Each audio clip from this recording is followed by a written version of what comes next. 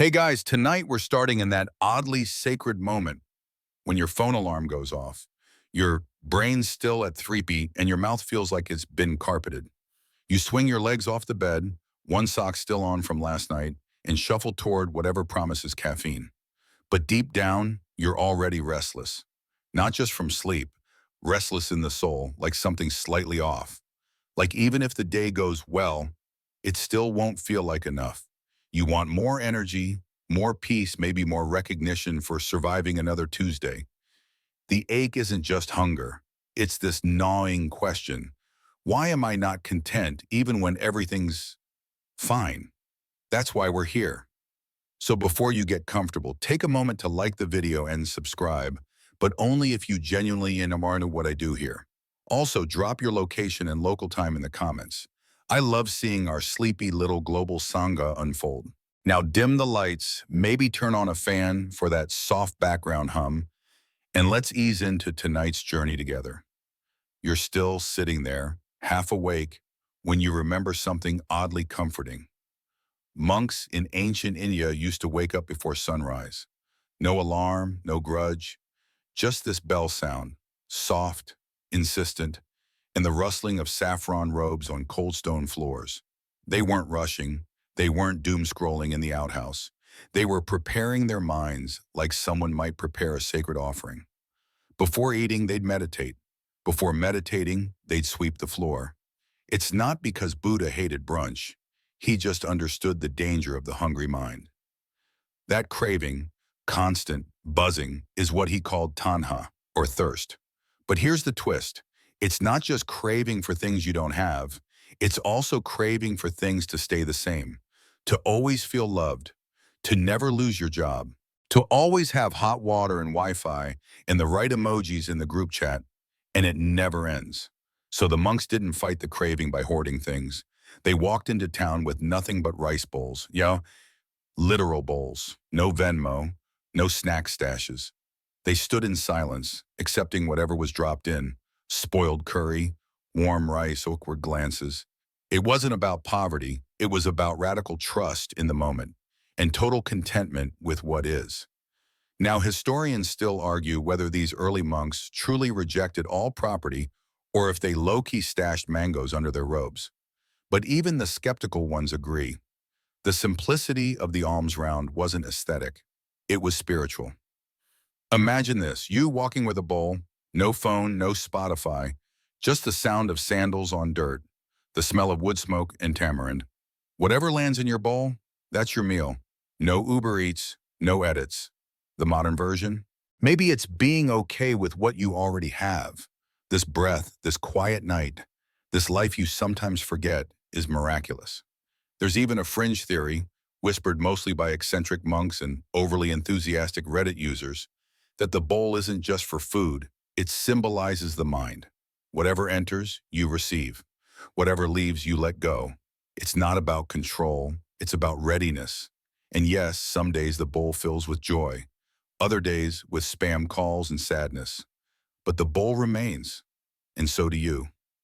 Contentment, then, is not apathy, it's not laziness. It's this strange, rebellious enoughness. You're no longer haunted by what might have been. You're not grasping at what should have happened. You're simply living right here. And that right here, it's not a lesser version of life. It is life. Funny thing, in some early Buddhist texts, contentment is listed as a superpower, not metaphorically. Like they literally describe it as a psychic quality that shields you from emotional chaos. People could be panicking around you and you'd just be like, I think I'll wash my robes now. Here's a little sensory meditation from the Thai forest tradition. You breathe in and picture your mind as a lake, still, clear. Now drop in a pebble, a frustration, a memory, a craving. Let it ripple, let it pass, then return to stillness. That's what monks practice between their alms rounds and afternoon naps. Meanwhile, you're staring at the fridge wondering if oat milk counts as spiritual. Spoiler, it doesn't matter. The fridge isn't the problem. The craving is. You'll notice it show up in places where you least expect it, while texting your ex, while choosing the perfect wellness app, while scrolling memes about burnout. And here's the real kicker. Contentment doesn't mean you stop wanting anything. It just means your happiness no longer depends on the outcome. There's a reason the Buddha called contentment the greatest wealth. Not peace, not love, not even wisdom, but contentment. Because once you stop leaking happiness through every broken expectation, what's left is presence. And presence, that's where the good stuff happens.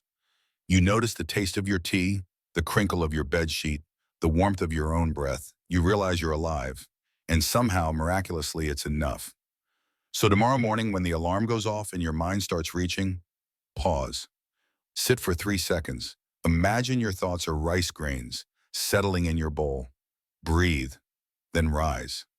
Even the Buddha had to pee after waking up. But he did it without needing to fix the universe first. And maybe, just maybe, you can too. You're brushing your teeth while replying to an email, checking a weather app, and somehow managing to splash toothpaste on your one good shirt. It's multitasking, but really it's multi-flailing. Your brain feels like it's tabbed out into 17 windows, and none of them are loading properly. And you haven't even had breakfast yet. Somewhere in this chaos, there's a monk from 2,600 years ago who would raise one eyebrow and gently, annoyingly say, "Walk while walking." That's not a metaphor. They actually meant it. In Buddhist monasteries, there's this thing called walking meditation. You walk in slow, deliberate steps, paying attention to each footfall like it's a sacred act. It sounds ridiculous until you try it. You lift, move, place slowly. You're not going anywhere, and that's the point. Back then, monks weren't rushing to beat traffic. They weren't tracking steps on a Fitbit. They were practicing sati, a word you probably know as mindfulness, but which literally means to remember. Not to remember your mom's birthday, though yeah, do that too, but to remember to be here. It's harder than it sounds. You live in a world that weaponizes distraction. From flashing ads to infinite scroll, everything is designed to kidnap your attention. And here's the messed up bit. Your mind likes it. It wants to run, wants to plan, fantasize, rehearse, replay. All day, every day. Meanwhile, monks in the early Buddhist Sangha were literally training their minds not to run. They sat, walked, swept the floor with full attention. Ate one raisin at a time, not because they were weird, but because they knew that how you do something shapes who you become. Historians still argue whether these monastic routines were truly as serene as the texts suggest, or if novice monks secretly faked mindfulness while mentally composing spicy haiku. But regardless, the intention was clear. Single tasking wasn't a luxury. It was liberation. There's this fringe teaching from the Chan tradition, that's Zen's older Chinese cousin, that says, when drinking tea, just drink tea. That's it, the whole lesson. You're welcome. Modern science is finally catching up. Studies show that multitasking can drop your IQ temporarily by up to 15 points, basically turning you into a less cute version of a confused squirrel. But the Buddhist angle goes deeper. Multitasking doesn't just slow you down. It scatters your soul. You become a ghost in your own life, doing everything, experiencing nothing. There's a moment you're slicing vegetables and suddenly you hear the knife, the crisp cut. You see the fibers of a carrot like they've never existed before. Your hands aren't hurrying, your breathing slows. You're there, it's not thrilling, but it's real. And in that realness, there's a strange peace that feels expensive, like you just stole 5 seconds of heaven without paying for it. That's mindfulness. Not incense and bells and yoga pants, just you, not lost. Even the Buddha taught it with vegetables. No joke. In the Satipatthana Sutta, he says a monk should be mindful while eating, drinking, chewing, even while urinating and defecating. That's the actual line. Enlightenment, folks, it's not glamorous, but it is thorough. This attention to everything isn't meant to turn you into a robot. It's to wake you up. Because most of your unhappiness, it's not coming from what you're doing. It's coming from not being present while you do it. You're not tired of work. You're tired of working while dreaming of vacation.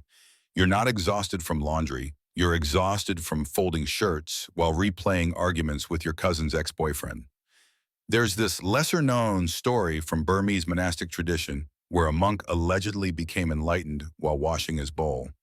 No dramatic visions, no firestorms, just soap, water, presence, and somehow freedom. Of course, you're not in a monastery. You're in a cramped apartment with 3 roommates and a Wi-Fi password that resets weekly. So tomorrow, try walking across the room without checking your phone. Just walk. Just breathe. Just be the weird little monk in your kitchen. It'll feel unnatural, maybe even boring. That's okay. Keep doing it. Because eventually, something shifts. The moment opens, you feel it, you return. And it's been so long since you were really here. You're scrolling. Again, a vacation in Santorini, someone's six-pack, a luxury watch resting on a wrist that definitely doesn't know about overdraft fees. It's not even that you want the thing, they're just shiny. Your thumb has a mind of its own, and it's hungry. Welcome to desire. Buddhism's got a word for this, tanha, the same thirst we whispered about back in your morning rice bowl moment. But here it gets louder. This is the glittery kind, craving for stuff, pleasure, status, even avoiding discomfort. Tanha isn't just wanting, it's being hooked. So tomorrow, try walking across the room without checking your phone. Just walk. Just breathe. Just be the weird little monk in your kitchen. It'll feel unnatural, maybe even boring. That's okay. Keep doing it. Because eventually, something shifts. The moment opens, you feel it, you return. And it's been so long since you were really here. You're scrolling. Again, a vacation in Santorini, someone's six-pack, a luxury watch resting on a wrist that definitely doesn't know about overdraft fees. It's not even that you want the thing, they're just shiny. Your thumb has a mind of its own, and it's hungry. Welcome to desire. Buddhism's got a word for this, tanha, the same thirst we whispered about back in your morning rice bowl moment. But here it gets louder. This is the glittery kind, craving for stuff, pleasure, status, even avoiding discomfort. Tanha isn't just wanting, it's being hooked. Desire whispers in 1,000 ways, you're not enough yet, but if you had this thing, then maybe. And so you chase. Historically, the Buddha wasn't exactly anti-desire. He didn't preach burn all your things and live in a cave, like some edgy minimalist TikToker. Instead, he diagnosed unskillful craving as the core cause of suffering. This craving isn't just material. It shows up as emotional addiction, like needing everyone to like you, or needing your life to look like a movie trailer, or needing your next coffee to be just right, or you'll have a quiet breakdown in a public restroom. One of the earliest Buddhist metaphors compares desire to a net. You're a fish, swimming around peacefully until something glitters. You bite. Hooked. Now you're flapping around wondering why inner peace feels so elusive. And here's the kicker. Even when you get the thing, it doesn't last. There's a term for this, and two, viparinama dukkha, the suffering that comes from change. You crave, you get, and then you lose, or get bored, or want more. Remember that phone you used to love? That job you swore was perfect? That person you thought would never ghost you? Exactly. Desire seduces you with a promise and ghosts you with reality. Historians still argue whether the Buddha's original teachings on renunciation were symbolic or literal. Did he mean fully abandon all attachment, or just reduce your suffering footprint? Fringe scholars even point to lesser-known sutras suggesting the Buddha owned a few robes made of especially fine thread, ancient monk drip, if you will. But even if he looked good in gold-trimmed linen, his point stayed the same. Desire creates the illusion of control, and you're addicted not just to what you want, but to how you want it to feel. Modern Buddhism sometimes reframes this in terms of clinging versus connection. You can want things, sure, a warm blanket, a deep friendship, a steady income. But once you cling, once your well-being depends on it, you're back in the net. And here's a spicy little side fact. In some early Buddhist sects, monks would meditate in cemeteries, sitting beside rotting corpses, just to face impermanence head-on. If you've ever had your heart broken and then binged 3 hours of sad playlists, it's kind of the same vibe, but with more flies and less Taylor Swift. Because at its heart, Craving is resistance to what is. And when you're resisting the truth, you suffer. You want the body to be younger, the job to be easier, the family to be more functional, the dinner to be more Instagrammable. But real peace? It's in the gap between desire and fulfillment. That moment when you realize, oh, I'm okay even without this. You might feel it tonight. That odd flicker when you pause the scroll, close your eyes, and hear the fan's soft purr. You're not chasing. You're just there, and nothing's missing. There's an old parable about a monk who sees a beautiful woman on the road and feels desire rise like a flame. He doesn't suppress it, doesn't shame himself. He just notices, feels it fully, breathes, and watches it fade. Not through force, through understanding. You can try this too with the next thing you crave, maybe a snack, maybe a DM from someone emotionally unavailable. Ask, what does this promise me? And do I already have that quietly within? Spoiler, you probably do. There's even a modern mindfulness trick called urge surfing. You feel the craving rise like a wave, and instead of reacting, you ride it. You stay on the board, breathe through the swell, and let it pass. No splashing, no judgment, just riding the wave.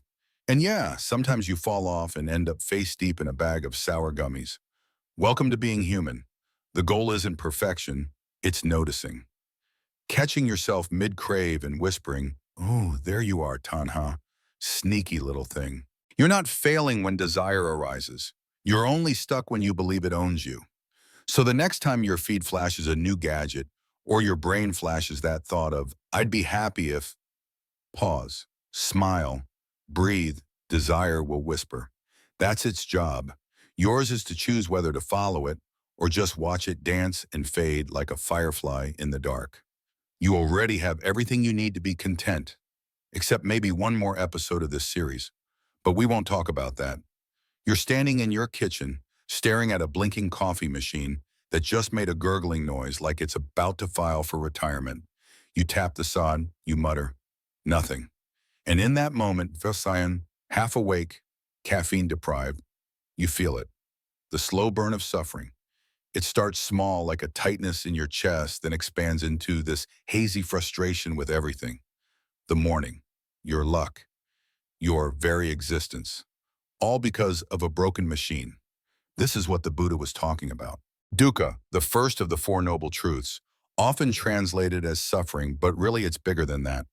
Dukkha is dissatisfaction, unease, the sense that something's always just a little off. You chase joshoi, but it slips through your fingers. You try to control life, and life laughs in your face. Suffering, the Buddha said, is baked into existence, not as punishment, not as failure, just as a feature of the human experience, like morning breath or slow Wi-Fi. But here's the twist. Suffering is optional, sorta. See, the Buddha didn't just say, life sucks, deal with it. He offered a path through it, a gentle, strangely practical one. The second noble truth says suffering comes from clinging to desires, to identities, to outcomes. You cling to how things should be, and reality shows up in sweatpants, unshowered, late, and suddenly you're in pain. One story from the early Buddhist canon tells of a grieving mother, Kisa Gotami, whose child had died. She begged the Buddha to bring him back. Instead, he told her to find a mustard seed from a household untouched by death. She searched door to door, but everyone had lost someone, and so she returned. Not with a miracle, but with understanding. Historians still argue whether this tale is literal or allegorical. Some say she was a real woman in ancient Shravasti. Others believe she's a symbolic figure. Either way, the teaching is sharp. Pain is universal.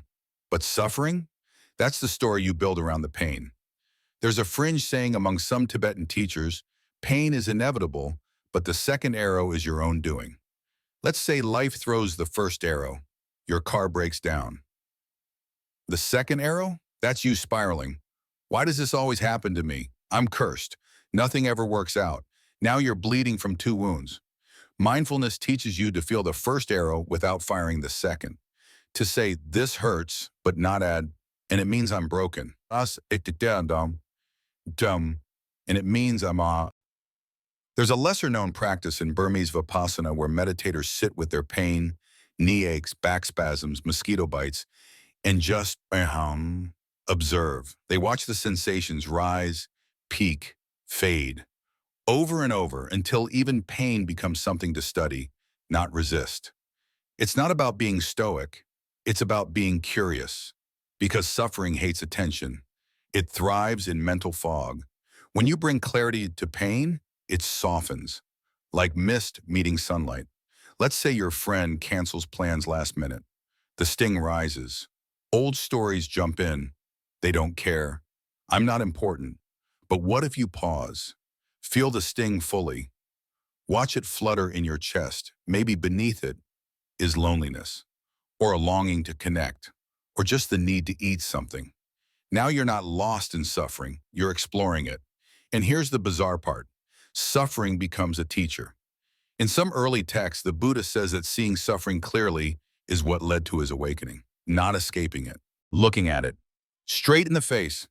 There is a theory that the Buddha's initial insights came while watching a sick man, an old man, and a corpse on a rare outing beyond his palace walls. Up until then, he'd been shielded from suffering, coddled, privileged. But the moment he saw life's raw truth, something cracked open. Maybe the same happens for you when someone you love gets sick, when a job slips through your fingers, when the future you planned disappears. You could break, or you could wake up. One night your suffering whispers, "This isn't working." And instead of fighting it, you listen. You let the heartbreak teach you how deeply you loved. You let the setback show you what matters. You let the silence become sacred. You stop running. And in that stillness, you begin to see the pain doesn't mean you failed. It means you're alive.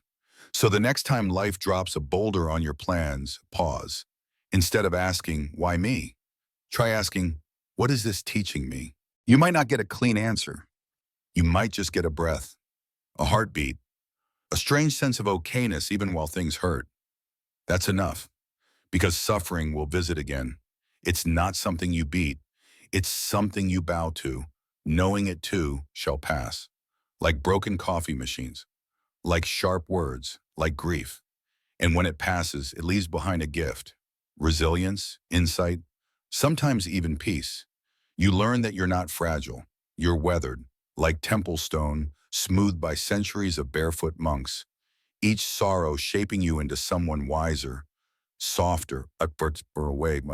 So breathe, feel, suffer, yes, but don't add the second arrow. You're already healing. You're in traffic again. The guy in front of you just cut in with the grace of a drunk mosquito and then had the audacity to slow down. Your grip on the steering wheel tightens. Your jaw joins in.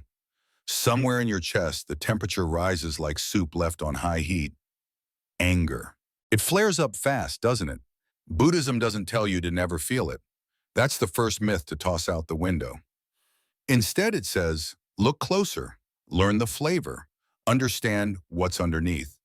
Because anger isn't evil, it's misunderstood. In the early Buddhist texts, anger is referred to as kota, one of the three fires alongside greed and delusion. These aren't just bad habits, they're poisons. They cloud your clarity, hijack your peace, and make you think screaming at the barista for forgetting oat milk will somehow solve centuries of ancestral trauma. But here's the juicy bit. Anger isn't your enemy. It's a high-voltage signal. It means something matters. You were hurt, disrespected, or blocked from something you value. The trick is, how do you respond without becoming a blowtorch? Let's rewind to the Buddha's day. Monks were often insulted by non-believers. You think your group chat is spicy? Try walking barefoot through towns where people shout "bald beggar" and throw rocks at your head. One monk named Sariputta was once cursed out by a passing stranger. He didn't flinch, just smiled and walked on. When asked how he stayed so calm, he said, "Would you accept a gift that was offered in hatred?" No? Then why accept his anger? Historians still argue whether this story is literal or mythologized, but its message is sticky. Anger needs a recipient. Don't be the mailbox. Now that doesn't mean suppress it. Repression is like stuffing hot coals into a sock. Sooner or later, you burn yourself from the inside. Instead, Buddhism suggests investigating anger. There's a quirky Tibetan technique called making tea with your demons. When anger rises, you don't fight it. You invite it in. You sit down, metaphorically offer it tea, and ask, well, why are you here? What are you protecting? Turns out anger often guards softer emotions, hurt, fear, disappointment. But because softness feels vulnerable, anger shows up in armor, sword drawn. You yell, not because you hate, but because you wanted to be seen, to be safe, to be heard. There's also a lesser-known meditation practice in the Thai forest tradition where monks imagine sending loving kindness to people they resent. Yes, even the ones who stole their mangoes or mocked their chants. They visualize their enemy happy, safe, free from suffering. Sound impossible? Well, modern neuroscience shows that loving kindness meditation can actually reduce the amygdala's reactivity, the brain's fear and anger center. So yeah, ancient monks were basically hacking their nervous systems centuries before TED Talks existed. But let's not get too mystical. You still live in a world where people will cut in line, lie on dating apps, and post cryptic status updates just to get attention. So how do you live like a modern monk without becoming a doormat? It starts with recognizing the pause. Between trigger and reaction, there's a sliver of space, a breath. In that space, you can choose not to escalate, not to shame, not to fire the second, third, and 15th arrow. You can still set boundaries. You can still say that's not okay, but without venom, without self-destruction. Because here's the quiet truth. Anger doesn't feel good. It feels powerful for a second, then hollow. Like sugar for the soul, sharp, quick, and empty after. And if you carry it long enough, it doesn't stay anger. It becomes bitterness, resentment, a tightness in the chest that shows up on Tuesday afternoons for no reason. Some fringe Buddhist teachers even compare anger to a parasite. It feeds on attention. The more you replay the insult, the more it thrives. But if you ignore its drama and meet it with curiosity, it withers. You've probably noticed this. One moment you're furious, and then distracted. Boom. Gone. Poof. As if the anger never belonged to you at all. Because it didn't. It was just passing through, and not all anger is dramatic. Sometimes it's slow brewed, like simmering frustration toward a family member or passive-aggressive coworkers. But it's still a fire quietly cooking you from the inside. You don't have to douse it instantly. Just name it. Oh, hey, here's irritation. Breathe, feel where it lives in your body. And remember, it's not you, it's a guest. One teacher said, anger is like picking up a burning coal to throw at someone. You burn yourself first. So maybe tonight you start a new habit. When you feel the burn, don't suppress it, don't indulge it. Just notice, pause. Offer tea. And if the anger insists on staying, give it a pillow. But don't let it drive. You're allowed to be mad. You're just not obligated to build a shrine to it. You're feeling pretty good today. Someone complimented your outfit, your group chat responded with a please, and your to-do list has more check marks than guilt. For a fleeting moment, you feel tall, shiny, and oddly invincible. Then someone forgets to reply, or doesn't laugh at your joke. Or worse, they do laugh, but in that polite, distant way that says, I'm smiling because I have to. And just like that, poof, your mood crumbles like a stale cookie. The confidence? Gone. The glow dimmed. You start spiraling. Am I annoying? Am I trying too hard? Do people actually like me? Welcome to the ego show. In Buddhism, this illusion of self is called anatta, no self. And no, it doesn't mean you don't exist. You're not a figment of some monk's imagination. But the idea you cling to, this fixed, separate identity you defend like a fragile museum sculpture, that's the illusion. You think of yourself as a singular, solid me, a personality, a brand, but really you're a constant swirl of sensations, memories, reactions, and vibes that change with the weather, your blood sugar, and how many emails you got that day. Historians still argue whether the Buddha fully rejected all forms of individual identity, or if anatta was more about releasing attachment to ego than denying human uniqueness. Some fringe texts suggest he even used the term I casually in conversation, because let's face it, this body-mind process requests T is a bit much. Still, the heart of the teaching is clear. The ego isn't evil. It's just exhausting. You spend so much energy building and protecting it. Your image, your story, your carefully curated playlist that says, I'm chill, but also mysterious. But deep down, the ego is fragile. It's like a soap bubble, shiny, floaty, and one snarky comment away from popping. And the more tightly you cling to it, the more life feels like a performance. You become obsessed with being seen, validated, admired, but also terrified of being rejected, misunderstood, or gasp, ordinary. There's a story in Zen circles about a monk who went to his teacher and said, I want to find my true self. The teacher simply asked, show it to me. The monk replied, I can't. The teacher smiled. Then why are you so worried about it? That's the paradox. You try to define something that's constantly changing. Yourself at 3 p.m. on a Monday is not the same as yourself while watching dog videos at 1 a.m. under a weighted blanket. So why defend it like it's permanent? Here's a quirky practice from some Thai forest monks. Whenever they feel a strong emotion or identity surge, pride, anger, shame, they silently whisper, not me, not mine. It's not about apathy, it's about seeing through the illusion. The joy, not you. The jealousy, also not you. Just passing weather in the open sky of awareness. Modern psychology calls this decentering. Buddhism's been doing it since before shoes were invented. When you detach from ego, you don't disappear. You just soften. You become spacious. And from that space, you can laugh at yourself. Like when you catch yourself rewriting a text 3 times just to seem effortlessly witty. Or when you check how many likes your post got, pretending you don't care. The ego's hungry, but you don't always have to feed it. One of the most misunderstood things about ego in Buddhism is that it's not about becoming humble like a doormat. It's about becoming fluid, adaptive, awake.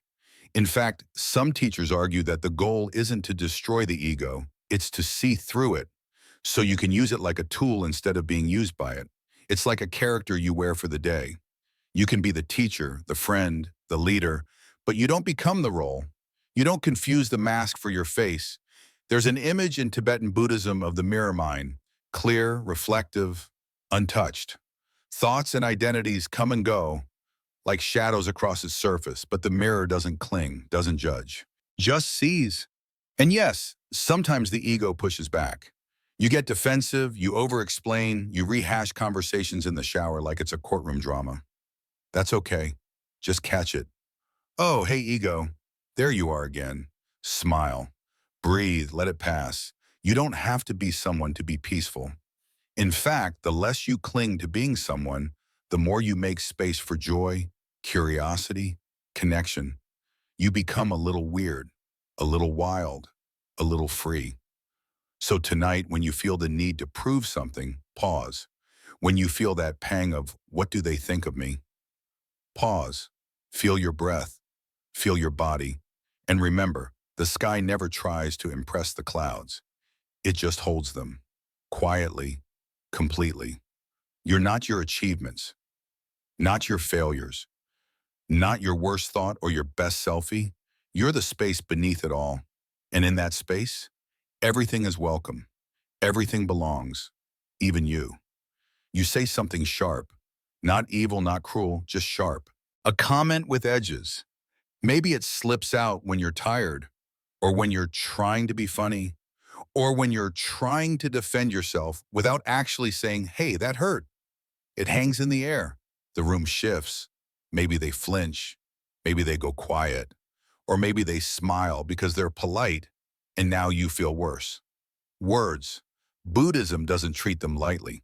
In fact, right speech is 1/8 of the Noble Eightfold Path. That's how seriously it's taken. Not just a rule, but a core part of waking up. But don't worry, no one's asking you to speak in riddles or chant in Sanskrit. Right speech isn't about perfection. It's about intention. You ask, what effect do my words have? Are they true? Are they helpful? Are they timely? Are they kind? And here's the tricky part. All four boxes need to be checked because the truth on its own can still be a weapon. You can be brutally honest and still just be, well, brutal. There's a quote in the Pali Canon where the Buddha says a statement must be true, beneficial, and pleasing to be worth saying. If it's not pleasing, but necessary, wait for the right time. Historians still argue whether the Buddha always followed this himself. Some stories paint him as shockingly blunt, like the time he told a monk his breath smelled so bad it disrupted meditation. But even then, the intention was compassion.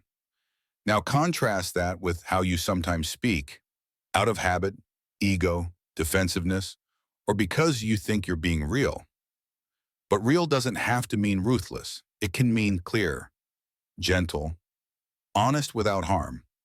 There's a quirky little Zen story where a student asked the master, "What is the most important spiritual practice?" The master replies, "Watching what comes out of your mouth." The student blinks.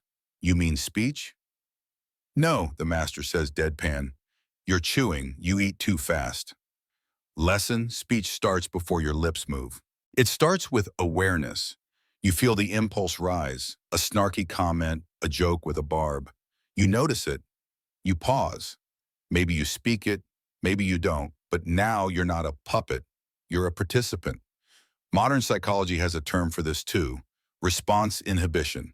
It's the brain's ability to pause before action.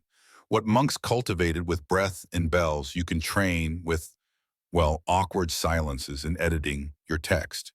The power is in the pause. Imagine your words like stones dropped in a lake. They ripple, farther than you think. You forget the moment, but the person remembers. Sometimes for hours, sometimes for years. But flip that. Kind words ripple too. A small compliment, a quiet thank you, a gentle, "Hey, I'm sorry for what I said earlier." These are the tiny rafts that keep relationships afloat. There's a lesser-known tradition in Tibetan monasteries where novices take a speech vow. One full day of speaking, only when absolutely necessary, and only with full presence. Not to punish themselves. To feel each word as a choice. Try it sometime. Even just for an hour. You'll notice how often you speak just to fill silence. How quick you are to react, defend, interrupt. And how strange and freeing it feels to say less. Because beneath your words is often a deeper fear. Will I be heard? Will I be seen? Will I matter? But what if silence is enough? What if your value isn't in how clever, right, or entertaining you are, but in your ability to listen fully? Right speech isn't about being a monk with perfect grammar. It's about making space for truth, for kindness, for stillness. It means saying "I don't know" when you don't. It means not gossiping, even when it's juicy. It means speaking truth to power, but with love, not heat. And yes, sometimes you'll mess up. You'll say something dumb, something careless. That's okay. There's a teaching from the Theravada tradition. When speech causes harm, acknowledge it with humility and swiftness. Don't over-apologize. Don't spiral. Just clean it up like a tipped glass of water. Quick, quiet, no shame. You're not here to be perfect. You're here to be awake. So next time you're about to speak, pause. Feel your breath. Feel the impulse. And ask, is this true? Is it kind? Is it necessary? Sometimes silence is the kindest thing you'll say all day. Other times, speaking up is the bravest. You'll know the difference. You'll feel it in your chest, like a bell, soft and clear. And if you listen closely, you'll hear something else beneath it. Your own heart, finally speaking, with nothing to prove. You're standing in line at a coffee shop, mildly annoyed that the person in front of you is taking forever to choose between oat, almond, or some obscure nut milk that probably doesn't even exist. You sigh, glance at your phone, then look up and catch their face. Tired, distracted, maybe a little sad. Something softens. That flicker? That's compassion. It's not pity, not superiority. It's that brief, aching recognition. Oh, you suffer too. Buddhism calls this karuna, and it's not optional. It's not just for saints or enlightenment interns.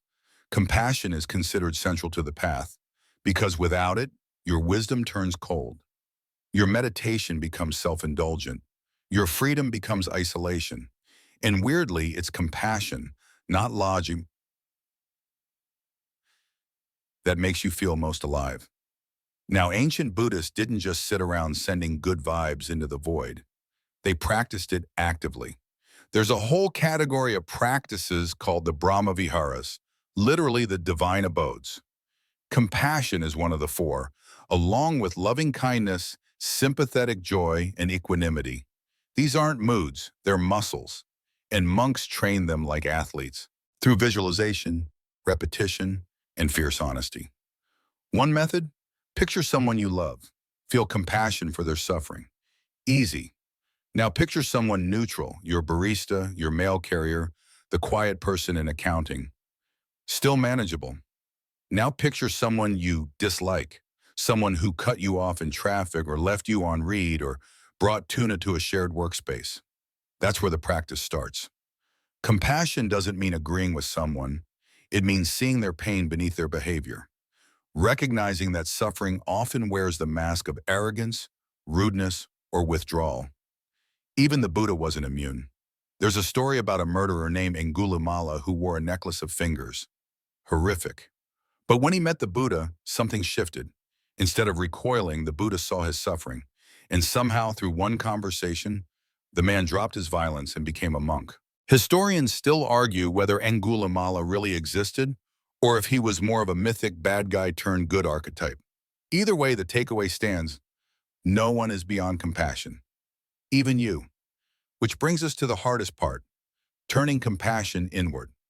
You forgive your friends. You understand your parents had trauma. You rationalize your ex's behavior because they didn't know how to love. But you get no such grace. You call yourself lazy, dramatic, behind. You judge your healing timeline like it's a sprint. You look in the mirror and see only what's wrong.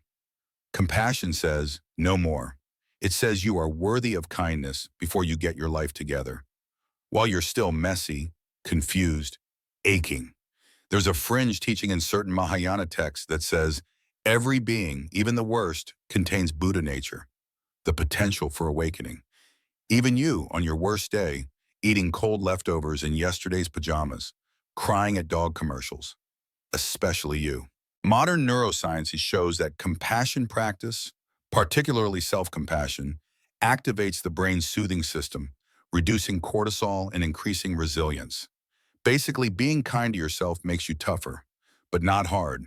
You don't become armored, you become porous, open, willing to feel with others instead of just for them. That's the subtle difference. Sympathy says, poor you. Compassion says, we're in this together. And that togetherness, it's what cracks open the heart. There's a quiet tradition in some Burmese monasteries. Monks bless the earth before they meditate, touching the ground and whispering, may all beings be free from suffering. Not because they expect results, but because it keeps their practice rooted in love, not escape. You can do the same. Right now, think of someone who's struggling. Maybe you. Maybe someone you miss. Maybe someone who would never guess you care. Breathe in. May you be free from suffering. Breathe out. May you know peace. Simple, gentle, enough. And yes, you'll forget. You'll roll your eyes. You'll get mad at someone and wish them a stubbed toe. That's okay. Compassion isn't perfection. It's a habit. You practice not because it makes you better, but because it makes you real. So tomorrow, when you see someone frustrated, rude, or awkward, pause. Imagine what they might be carrying, not to excuse, but to understand. And when you catch yourself spiraling into self-blame, pause again. Place a hand on your chest if it helps. Say something you'd say to a child, or a pet, or a friend having a bad day. You'll feel silly. Do it anyway. Because every time you choose compassion, quietly, clumsily, you shift the world by one breath. And all those small shifts, they matter. Now breathe slowly. Let it soften. Let it spread. You've done enough. You're enough. You're home, and now we slow it all down. The teachings have been shared. The path lit gently. There's nowhere to go, nothing to solve. You've sat with wisdom older than memory and let it wash through you like soft light through morning fog. You're not a project, not a problem. You are breath, sensation, awareness, drifting gently between now and rest. Let the mind ease. Let the body soften. The lessons remain, but they no longer need to be held tightly. They seep into the spaces behind your ribs, into the quiet corners of your heart. No force, no rush. Your breath is the only sound you need now, in and out, like waves meeting the shore. You've wandered through silence, speech, anger, love, desire, the illusion of self, the ache of suffering. And through it all, something in you stayed steady, still, a witness beneath the weather. That's the part of you the teachings touch, the part that doesn't need changing, just remembering. Let go now of the day, of the thoughts, of who you think you are. Rest in the simplicity of this moment, where nothing is missing, where even imperfection belongs, where kindness is enough. And as the night stretches on, know this, the path to peace is not far away. It's here, in your heartbeat, in your breath, in this quiet choice to be still.